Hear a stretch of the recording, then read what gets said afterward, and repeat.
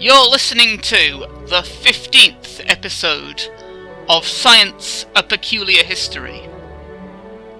Tennessee v. Scopes, The Trial of the Century, Part 3.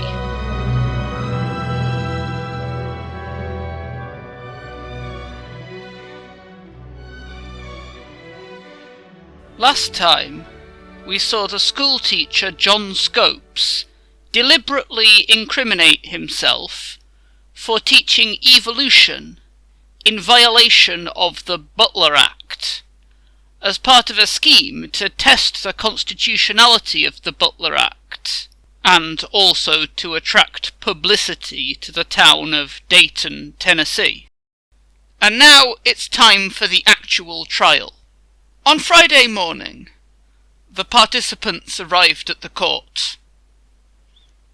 The judge had relaxed the normal dress code requirements on account of the heat, and the lawyers were mostly dressed in shirts and suspenders, top buttons undone, sleeves rolled up. The notable exception was Dudley Field Malone, on the defence side, who kept his double-breasted jacket buttoned up and wiped the sweat off his face with a handkerchief. William Jennings Bryan, the star of the prosecution, was vigorously fanning himself, with the courtroom's numerous fans struggling against the Tennessee summer, and the crowd of journalists and spectators spilling out into the yard. The judge finally ordered the courtroom's door closed. The trial opened with a prayer from a local minister that takes up almost an entire page of the trial transcript. Needless to say, defence attorney and outspoken atheist Clarence Darrow found this objectionable, and writes in his autobiography, "This was new to me. I had practised law for more than 40 years, and had never before heard God called in to referee a court trial. I had likewise been to prize fights and horse races, and these were not opened with prayer.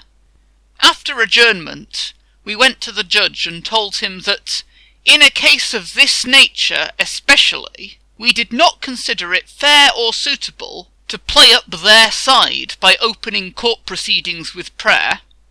It was not a form of church service, it was a trial in a court, and at best it was an unfair weapon to introduce, particularly as the case had a religious aspect."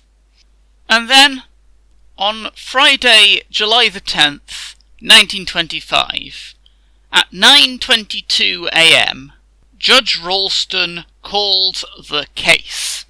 To make it clear what the Butler Act actually banned, he read out the Act and also the first chapter of Genesis. The first task was to select a jury.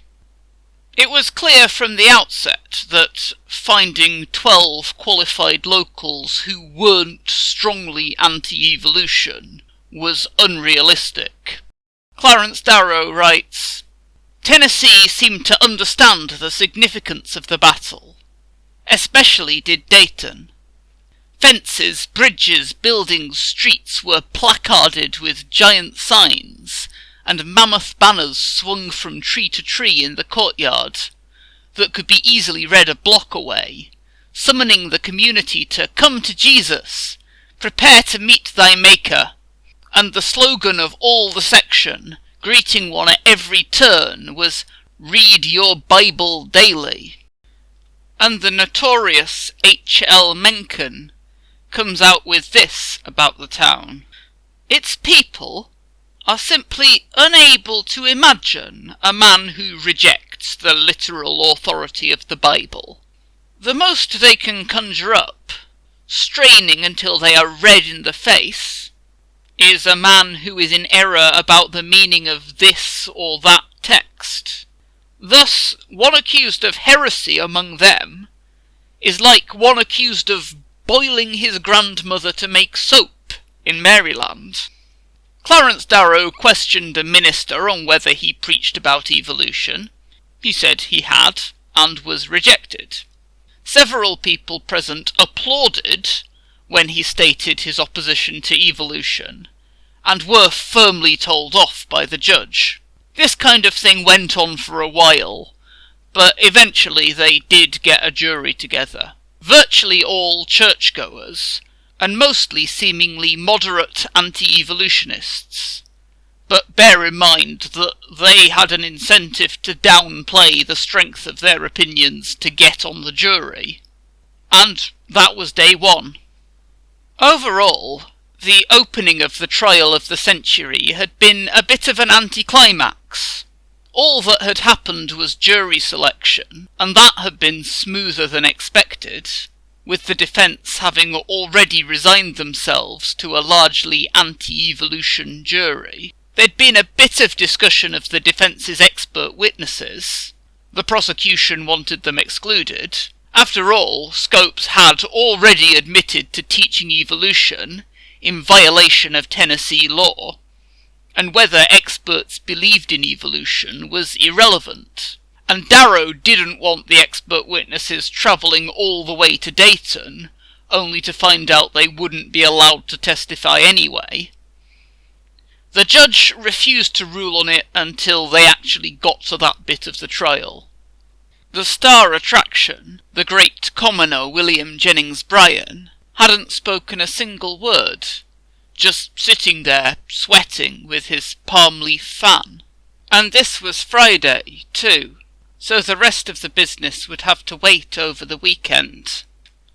With no monkey trial action, there actually wasn't much else to do in Dayton itself.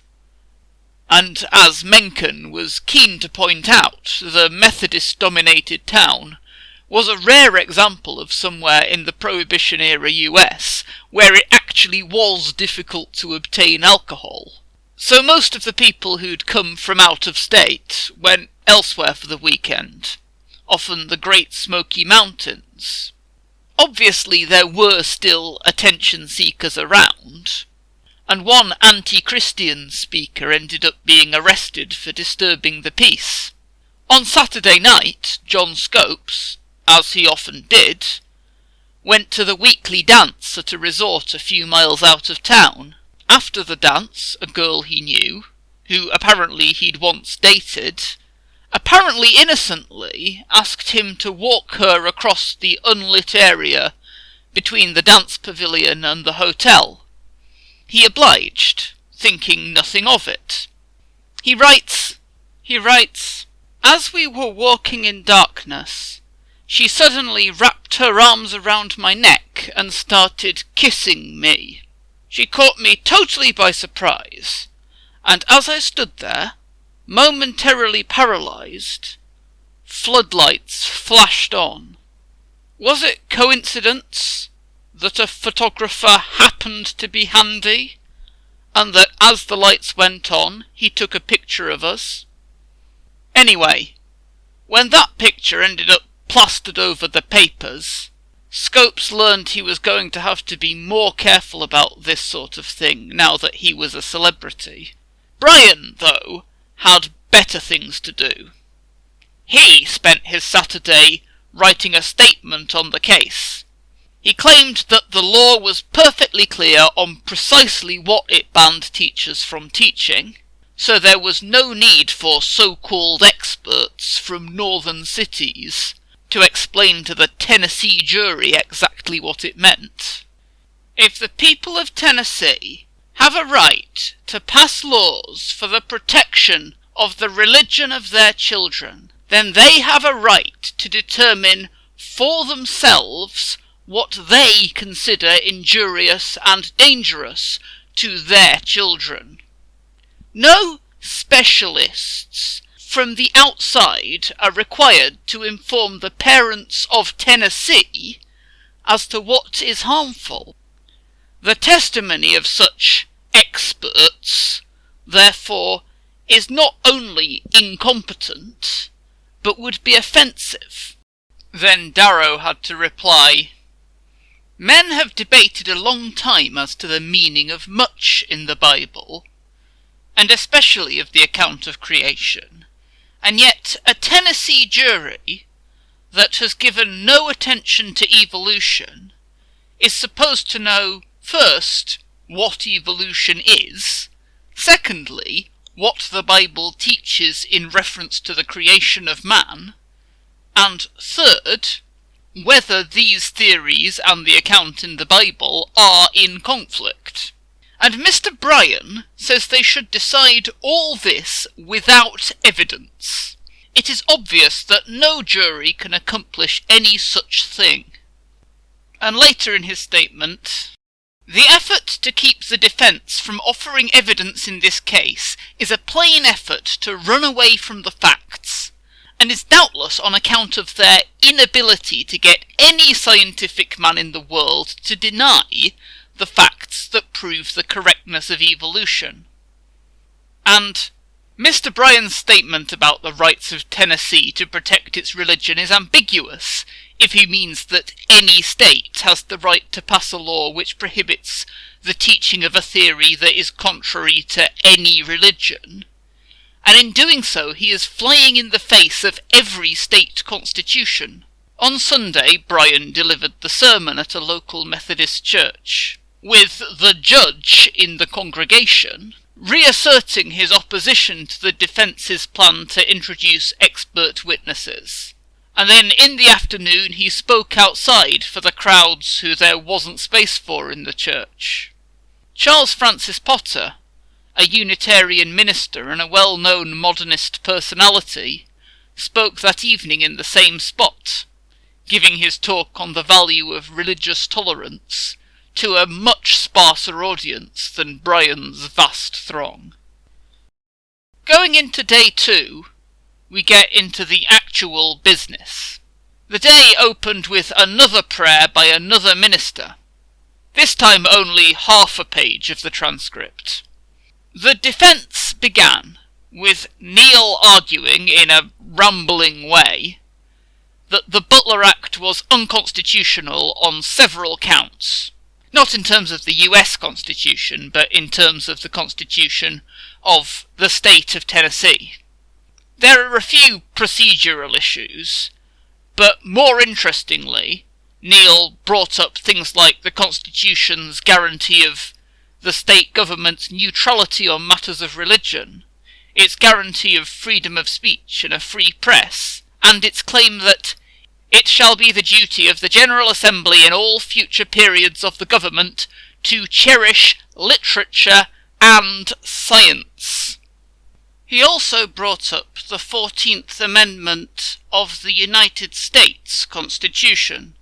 Basically, the 14th Amendment to the US Constitution, passed just after the Civil War, says that state legislatures can't deprive people of life, liberty, or property without due process of law. The guarantee of due process was understood to protect people from unreasonable laws made by state legislatures.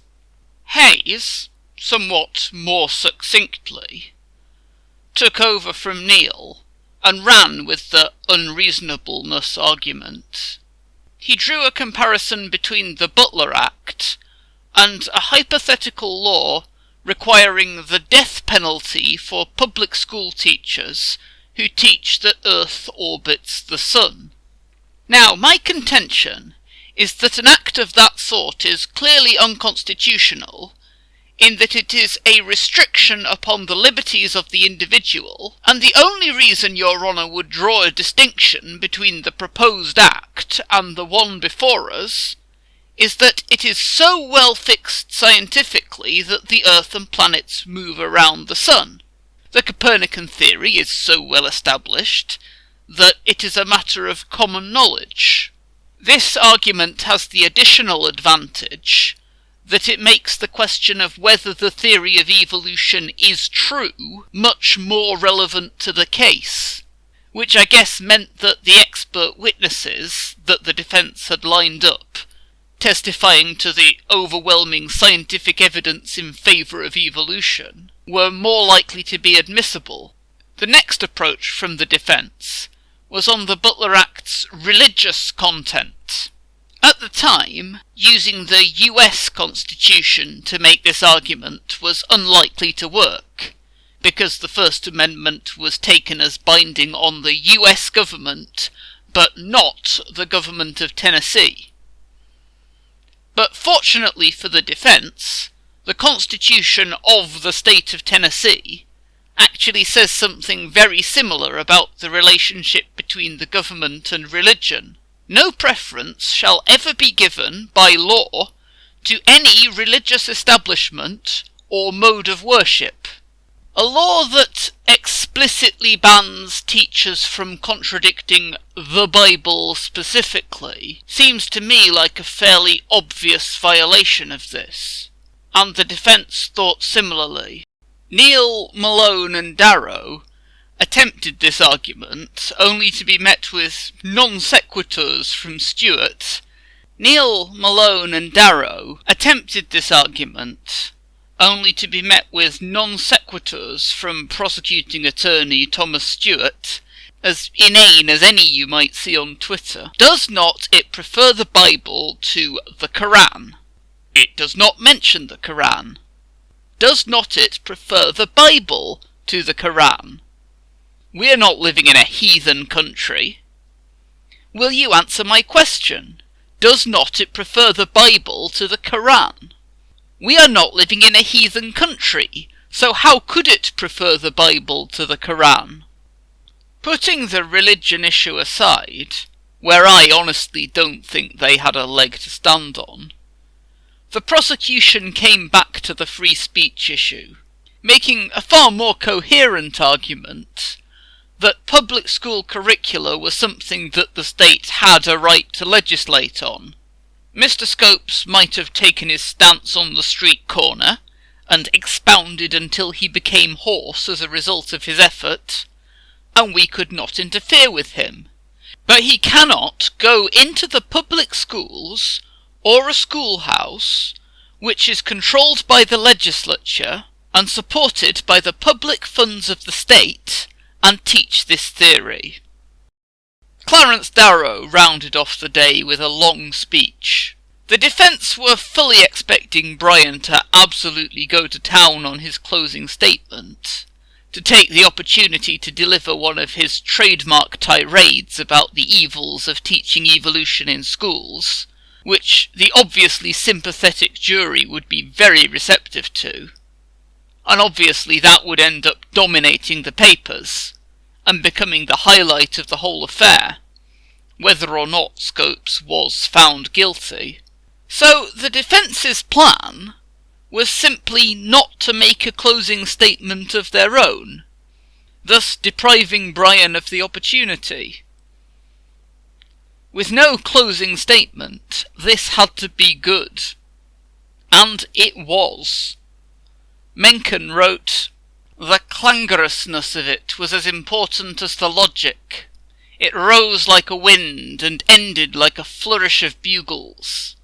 In a speech that takes up 13 pages of the trial transcript, Darrow focused on the religious aspect of the case, easily the strongest of the constitutional arguments, saying of the act that it makes the Bible the yardstick to measure every man's intellect, to measure every man's intelligence, and to measure every man's learning, and that the state of Tennessee, under an honest and fair interpretation of the Constitution, has no more right to teach the Bible as the divine book than that the Quran is one, or the Book of Mormon, or the Book of Confucius, or the Essays of Emerson, and that the Butler Act is full of weird, strange, impossible and imaginary provisions.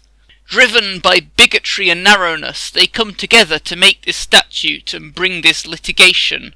He appealed to the ideals of intellectual freedom espoused by the founders of the United States, claiming the Butler Act was a betrayal of those values. Can a legislative body say, you cannot read a book or take a lesson or make a talk on science until you first find out whether you are saying against Genesis? It can. unless that constitutional provision protects me. It can. Can it say to the astronomer, "You cannot turn your telescope upon the infinite planets and suns and stars that fill space, lest you find that the earth is not the centre of the universe, and there is not any firmament between us and the heaven"? Can it? It could, except for the work of Thomas Jefferson, which has been woven into every state constitution of the Union, and has stayed there like the flaming sword to protect the rights of man against ignorance and bigotry. And when it is permitted to overwhelm them, then we are taken into a sea of blood and ruin, that all the miseries and tortures and carrion of the Middle Ages would be as nothing. And his conclusion: we are marching backwards to the glorious age of the 16th century, when bigots lighted faggots to burn men who dared to bring any intelligence and enlightenment and culture to the human mind. And that evening heavy clouds crowded into the muggy Tennessee Valley. A great wind blew and thunder echoed from the escarpment of the Cumberland Plateau. The judge asked a third minister to open day 3 with another prayer, and this time Darrow was able to get in with an objection before it even started. An argument followed, with Malone saying that the prayers the judge was in the habit of starting every day with help to increase the atmosphere of hostility to our point of view, which already exists in this community by widespread propaganda. Stewart, from the prosecution, responded with, "So far as creating an atmosphere of hostility is concerned, I would advise Mr. Malone that this is a God-fearing country." In the end, the judge was having none of it, and invited Reverend Stribling to go ahead with his prayer. And, to be fair, it was the shortest one yet, at about a third of a page of the transcript. This debate took up most of the morning. The judge had planned to give his opinion on the motion to quash the indictment, but the storm had taken out the town's electricity, so he hadn't been able to finish it. There wasn't much going on in court, but outside over the lunch break there was plenty to see. The jury, who no doubt to their great disappointment had actually not been allowed to watch any of the trial so far, and William Jennings Bryan, went out to admire an exhibit consisting of 2 chimpanzees and 51-year-old Joe Veens of Burlington, Vermont, a man with dwarfism, who was alleged by the proprietors to resemble a missing link between humans and chimpanzees. And this is barely even a century ago. There are people alive now who were alive then. The proprietors of this bizarre exhibit insisted, though, that it actually proved Darwin was wrong, and humans do not descend from apes. In fact, the very opposite is true. Apes descend from humans by a process that they called devolution. Going into the afternoon, we had the same argument about prayer that we had in the morning. Hayes read out a petition signed by 2 Unitarian ministers, including Charles Francis Potter, a Congregationalist minister and a rabbi, concurring with the defence's objections to Ralston's habit of starting each day of the trial with a prayer from a fundamentalist minister. We beg you to consider the fact that among the persons intimately connected with and actively participating in this trial of Mr. John T. Scopes, there are many to whom the prayers of the fundamentalists are not spiritually uplifting and are occasionally offensive. Hayes suggested that if they were going to start every day with a prayer, they could have some from who he called men who think that God has shown his divinity in the wonders of the world, in the book of nature, quite as much as in the book of the revealed word. The judge decided on a compromise. Instead of choosing the pastors to deliver the daily prayers himself, he'd have them chosen by the local pastors' association. The fact that this was an organisation dominated by fundamentalists was noted by Neil, but there wasn't much the defence could do about it. And then it turned out someone had leaked the judge's opinion to the press before he'd actually read it, and he appointed a committee to investigate who it was, and that was that for a short third day, in which virtually no actual business took place. Day 4 opened with the shortest prayer yet, at just one paragraph, and it was actually given by the Unitarian modernist Charles Francis Potter. Nevertheless, as had become something of a ritual by this point, Neil objected. The resulting argument didn't go anywhere. And on the topic of the judge's opinion being leaked, that was sorted. It turned out what had happened was that the judge had told a reporter that the trial would continue on Wednesday. The reporter had correctly inferred from this that there would be a trial, and the judge wouldn't quash the indictment. The journalist got a severe bollocking. It was time for the judge to read his opinion on the defence motion to quash the indictment. Nobody was surprised when he overruled it. Not only because his opinion had already been leaked. The trial would continue. Ralston expounded on his reasoning for the whole of the morning session. The afternoon session began with a heading in the transcript, "Court thanks little girl for flowers," and then, with the motion to quash the indictment out of the way, the defence entered a plea of not guilty. There was indeed going to be a trial. Malone was known for being a talented public speaker. In the words of Scopes, as an orator, Malone was in a class with Brian. He was a Brian with more substance to his words. So naturally it fell to him to set out the defence's theories. Essentially, they would argue that the Butler Act required the prosecution to prove not only that Scopes had taught evolution, but that what Scopes had taught was contrary to the Bible. Malone explained that while the opinion of the defence was that evolution was in conflict with the account of creation given in Genesis, there were plenty of people who believed it wasn't, and furthermore, being a Christian didn't automatically necessitate a belief that the story of creation in Genesis was a literal scientific fact. While the defence thinks there is a conflict between evolution and the Old Testament, we believe there is no conflict between evolution and Christianity. There may be a conflict between evolution and the peculiar ideas of Christianity which are held by Mr. Bryan as the evangelical leader of the prosecution, but we deny that the evangelical leader of the prosecution is an authorized spokesman for the Christians of the United States. The defense maintains that there is a clear distinction between God, the Church, the Bible, Christianity, and Mr. Bryan.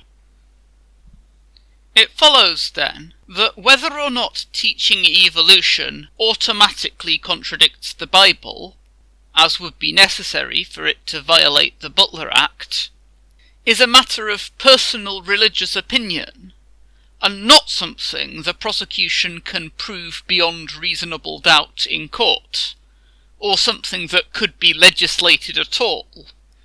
He gave a lengthy quote from William Jennings Bryan himself, from his introduction to Thomas Jefferson's Statute of Religious Freedom. Jefferson put first that which I want to speak of last.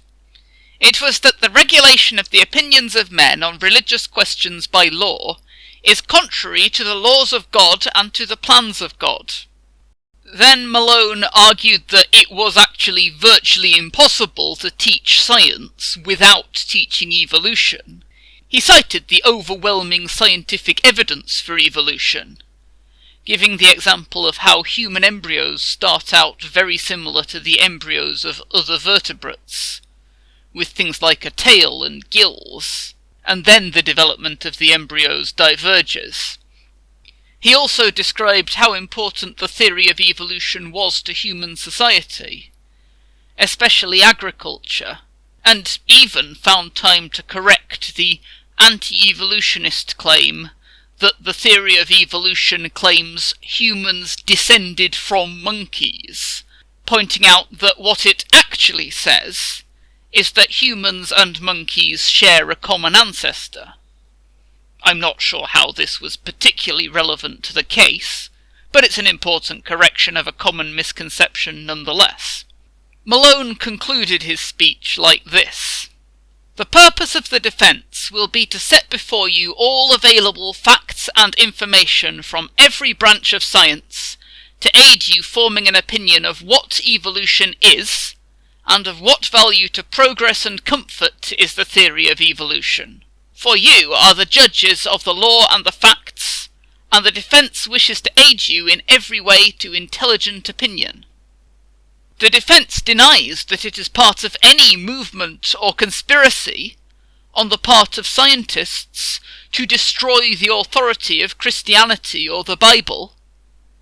The defence denies that any such conspiracy exists, except in the mind and purpose of the evangelical leader of the prosecution. The defence maintains that the book of Genesis is in part a hymn, in part an allegory and work of religious interpretation, written by men who believed that the earth was flat, and whose authority cannot be accepted to control the teachings of science in our schools. The narrow purpose of the defence is to establish the innocence of the defendant Scopes. The broad purpose of the defence will be to prove that the Bible is a work of religious aspiration and rules of conduct which must be kept in the field of theology. The defence maintains that there is no more justification for imposing the conflicting views of the Bible on courses of biology than there would be for imposing the views of biologists on courses of comparative religion. We maintain that science and religion embrace two separate and distinct fields of thought and learning. We remember that Jesus said, "Render unto Caesar the things that are Caesar's, and render unto God the things that are God's." And then, finally, the moment everyone had been waiting for since Friday morning, William Jennings Bryan spoke. In response to the judge telling off Malone for quoting the great commoner in his speech, he said, "The court can do as it pleases in carrying out its rules, but I ask no protection from the court, and when the proper time comes, I shall be able to show the gentleman that I stand here today just where I did, but that this has nothing to do with the case at bar." He was met with applause, for which the judge threatened to throw out the applauders, and then he was silent for the rest of the day. Then we finally get to the witnesses. First up, the prosecution. The first prosecution witness was the school superintendent Walter White. He was one of the people who'd worked with the industrialist George Repplier to set this whole thing up and bring media attention to their struggling town. But unlike Repplier, who was very firmly an evolutionist, Walter White opposed the theory of evolution, so he was perfectly placed to testify for the prosecution. He testified that Scopes had vaguely mentioned to him that he'd used Hunter's Civic Biology as a teaching material when he was filling in for the biology teacher. What's interesting about this, as I mentioned in the last episode, is that not only was Hunter's civic biology endorsed by the state of Tennessee as a biology textbook, but it also discussed the evolution of humans in a way that the prosecution at least would consider to be a flagrant violation of the Butler Act. On the question of whether Scopes had actually taught the bit about evolution, White's testimony was quite vague. Did he say to you in reference to this book that he had taught the part that pertained to evolution? Yes, sir. What did he say? He admitted that he had taught that. He said that he couldn't teach the book without teaching that, and he could not teach that without violating the statute. White was, after all, under oath, and if you remember the last episode, Scopes himself actually wasn't at all clear on whether he'd taught evolution or not. This was probably the closest White could come to actually incriminating him. Thomas Stewart, the prosecuting attorney, wanted to enter the King James Bible as evidence of what the Butler Act meant when it said the Bible. Hayes objected, saying that there are all sorts of different translations, and the Butler Act never actually specifies which one, so the prosecution would actually have to prove that it was the King James Bible that the Act meant. After all, part of the defence's reasoning was that the existence of multiple Bible translations that contradict each other in places meant that you couldn't objectively say whether or not someone was contradicting the Bible by teaching evolution. The judge overruled the objection, and the King James Bible was entered as evidence. The prosecution's next witnesses were two students taught by Scopes, 14-year-old Howard Morgan and 17-year-old Harry Shelton. Morgan quite definitively incriminated his teacher. He said that the earth was once a hot molten mass, too hot for plant or animal life to exist upon it. In the sea the earth cooled off. There was a little germ of one-cell organism formed, and this organism kept evolving until it got to be a pretty good-sized animal, and then came on to be a land animal, and it kept on evolving. And from this was man. Scopes says in his autobiography that he had no recollection of ever teaching any of this. It's quite likely the kid was just committing flat-out perjury, but Scopes also suggests that possibly they had read of the process of evolution and thought I had taught it to them. Either way, nobody was going to object because Scopes had been in on this whole thing from the beginning. If nobody testified that he'd violated the Butler Act, they'd never get to test its constitutionality. Darrow's cross-examination of Morgan seems to have focused largely on Morgan's claim that Scopes taught him that humans were classified as mammals, and trying to work out whether the kid understood what a mammal was. Do you remember what he said that made any animal a mammal? What it was, or don't you remember? I don't remember. But he said that all of them were mammals. All what? Dogs and horses, monkeys, cows, man, whales. I cannot state all of them, but he said all of those were mammals. Yes, sir, but I don't know about the whales. He said all these other ones. You might never have seen a whale suckling its young. I did not. But the others were all mammals. Yes, sir. Etc.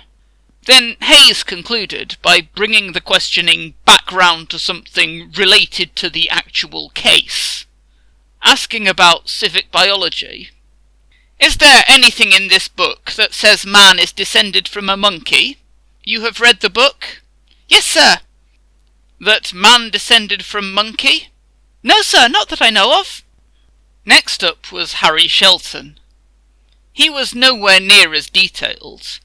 The most he said is that Scopes taught him that all forms of life come from a single cell, which kind of works as a Butler Act violation, but doesn't have anywhere near the colourful scientific detail of what Howard Morgan described. The best we get from him, actually, is from Darrow's questioning.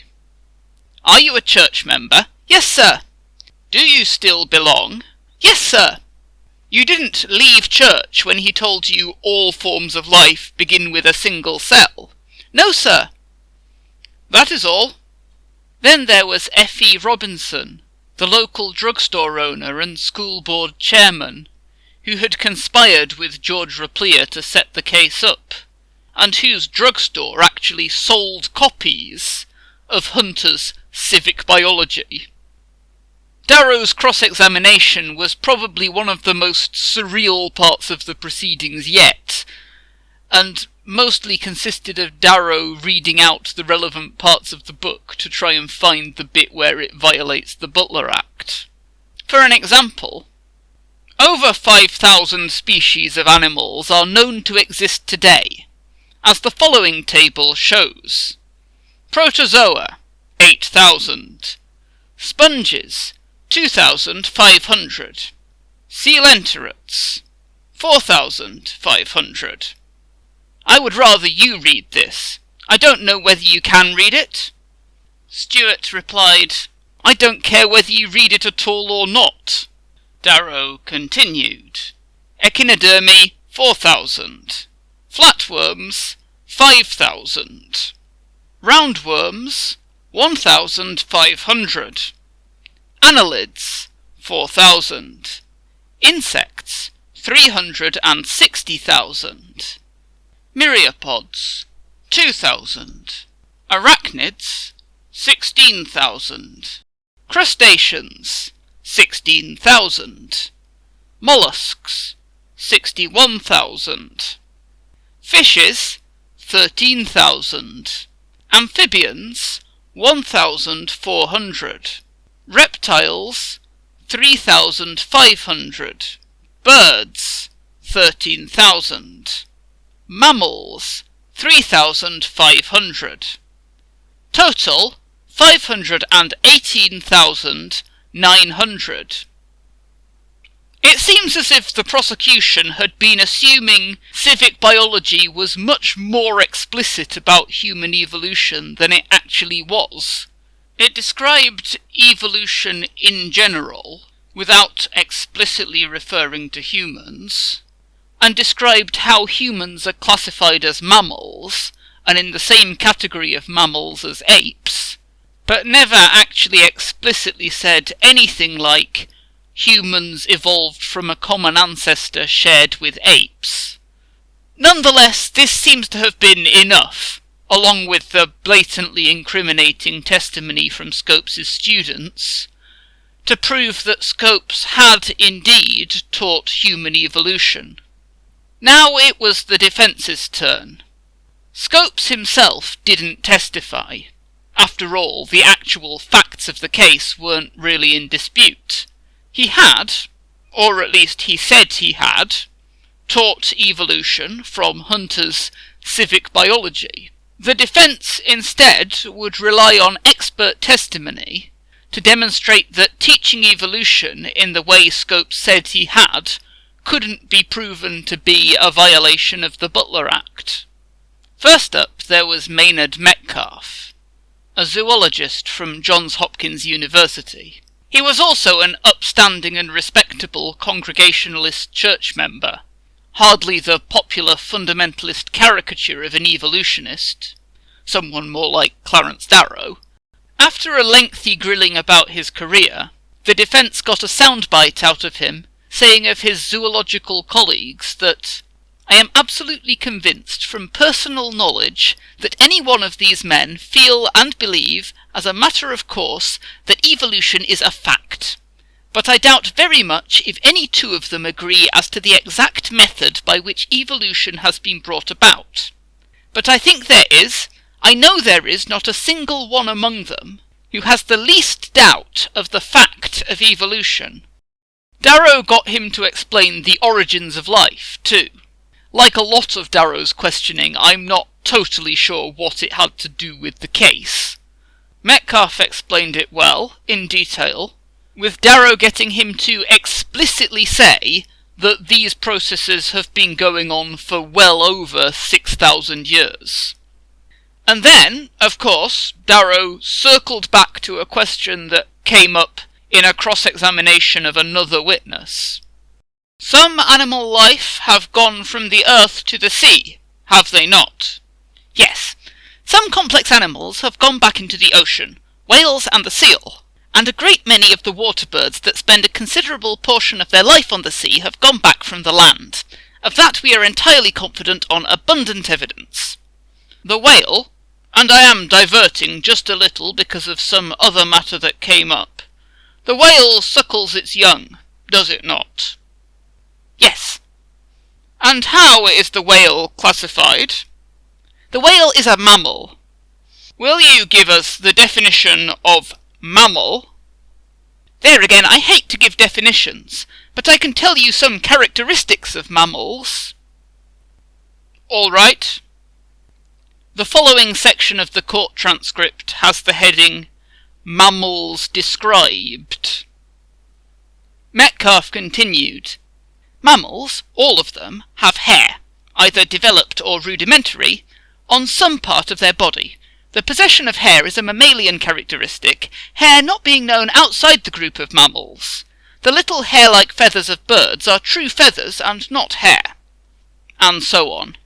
This ends up with Darrow getting Metcalfe to say that humans are primates and related to monkeys, which I guess is kind of related to the case a bit, but the whale issue wasn't really necessary to get there. And with the judge asking how much longer this was going to go on, Darrow promised just 3 or 4 more questions. He finally wrapped up with asking Metcalfe what the evidence was for the evolution of humans. The whole plan of evolution indicated so clearly throughout the whole realm of organic life, paralleling as it does, the whole plan of evolution seen so clearly in the universe as a whole, makes a tremendous probability in favour of the evolution of man. When then we find such differences among species and different varieties of men as we find among animals, and when we find what we may fairly call the more lowly genera, species and varieties of humankind appearing earlier in the geological series, just as do the simpler animals, among the lower forms appearing in the lower rocks, that inherent compulsion towards belief in evolution, which is found in all of the universe, is tremendously reinforced for man. And, seemingly to the judge's relief, that was the end of day 4. And that's also the end of this podcast episode. We'll save the rest of the trial for next time. Thank you for listening, and thank you for waiting several weeks for this episode to come out. You've been listening to Science: A Peculiar History. You can find the podcast almost anywhere you get podcasts. You can find transcripts, images and sources for past episodes on the website scienceapeculiarhistory.co.uk. If you have any questions, comments, corrections or suggestions, you can message any of the podcast social media channels, email admin@scienceapeculiarhistory.co.uk, or use the contact form on the website. Next time we will be continuing with the trial of the century.